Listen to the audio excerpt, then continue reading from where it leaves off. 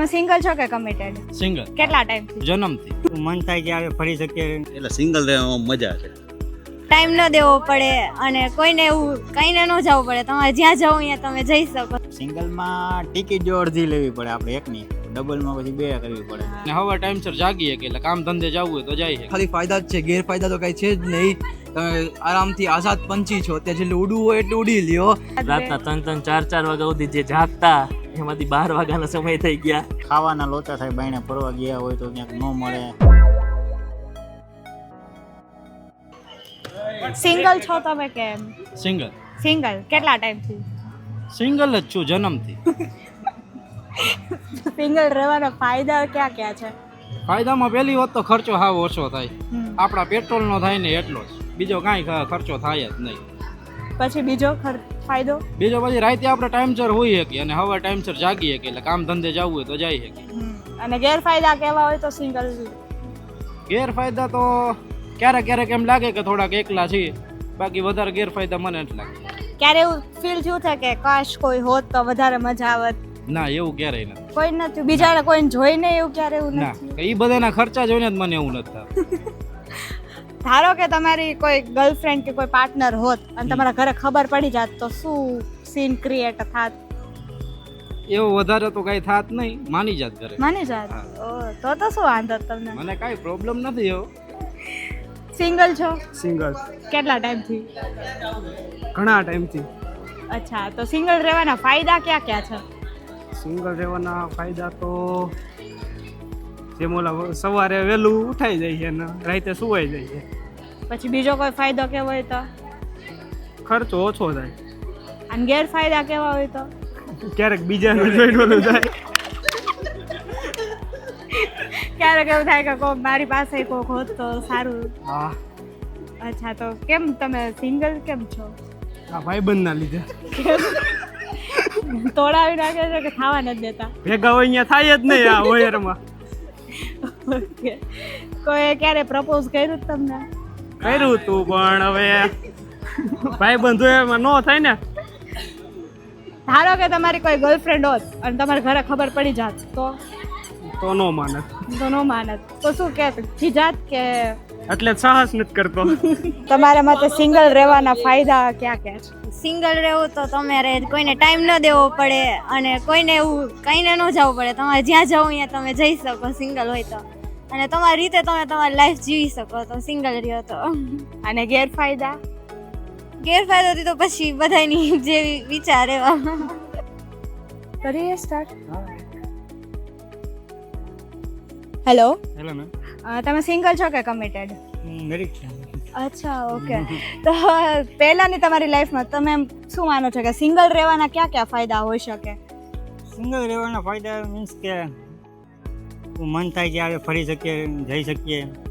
Married થઈ ગયા પછી એક થોડોકમાં ક્વેશ્ચન માર્ક આવી જાય કે ક્યાં જાવ છો, શું કરો છો, ક્યાં જવું છે. તો મેરિડ લાઈફ તમને વધારે સારી લાગે છે કે સિંગલ લાઈફ? ડિપેન્ડ કરે એજ ઉપર. એ અમુક ટાઈમ ઉપર આપણે મેરીડ સિંગલ લાઈફથી આપણે સારી લાગે છે, પણ જેમ જેમ આપણે આગળ જતા જાય તો મેરીડ લાઈફ સારી લાગવામાં. સિંગલ હોવાના ગેરફાયદા તમે કહી શકશો? ગેરફાયદા કે આપણે કોઈનું એમાં કોઈ રોકટોક ના હોય, જે કે એટલે ગમે એમ કરતા હોય, કોઈ ધ્યાન રાખવા વાળું ન હોય. આનંદ રહેશે, હરી હકી, ફરી હકી, અને માથે બોજ લઈને આપણે ફરી ન હકી. એટલે સિંગલ રહેવામાં મજા છે. સિંગલ રહેવાના તો ઘણા બધા ફાયદા છે, પણ હવે અત્યારે બોલી શકું એમ નથી કેમ કે મારા વાઈફ ઓલરેડી મારી બાજુમાં છે. એટલે તો ગેરફાયદા કહી દો.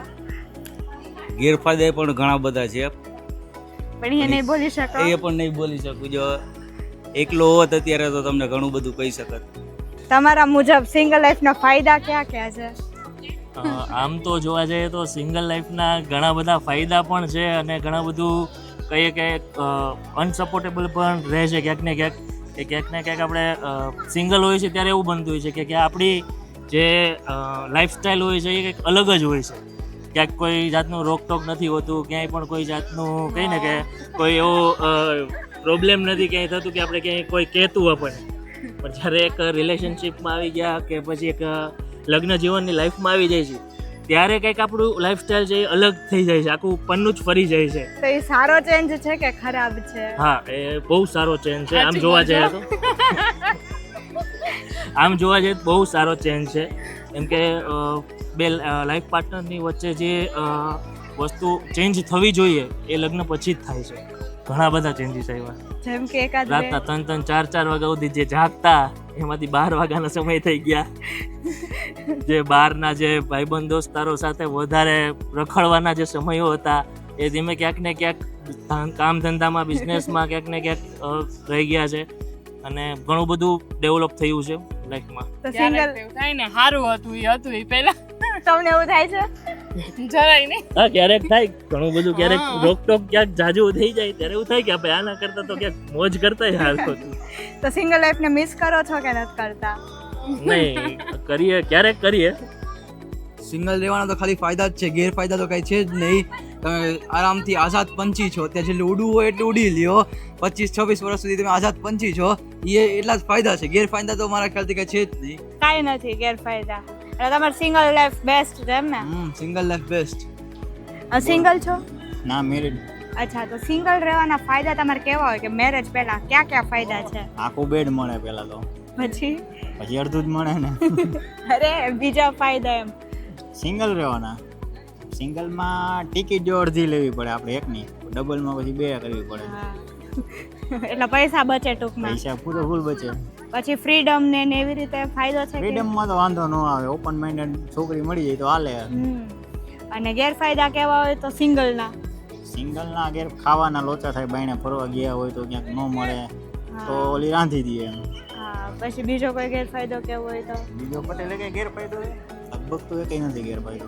સિંગલ લાઈફના ફાયદા તમારે કેવા હોય તો ક્યાં ક્યાં કહેશો? સિંગલ લાઈફના ફાયદામાં એવું છે, અત્યારે આપણે જો મેરેજ પહેલાંની વાત કરું, સિંગલ જ્યારે હતા ત્યારે કે ક્યારેક આપણે બહાર ગયા હોય, ફરવા ગયા હોય, ચિંતા નહીં, 11 વાગે આવી, 12 વાગે આવી, 2 વાગે આવી, કંઈ બિંદાસ એમ. ને અત્યારે આમ આપણે ક્યારેક બહાર ગયા ને આવી રીતના અટલ સરોવર આવ્યો એટલે પેલા ટાઈમ જોતું રહેવાનું, કેટલા વાગ્યા 6:30 થયા આવ્યો એટલે ભાઈબંધને કહેવાનું હજી કેટલો 7 વાગ્યા સુધી હાલશે તો બસ, તો થોડીક વાર 10-15 મિનિટ એક્સ્ટ્રા આપીને પછી એમ પછી તો ભાગવું જ પડે એમ ઘરે, નકર વરી પાછો ઘરે રાત્રે જમવાનું કે બારોબાર આયોજન કરવું પડે, બીજો પ્રોબ્લેમ થાય એમ. એટલે એક વસ્તુ વિચારવા જેવી છે.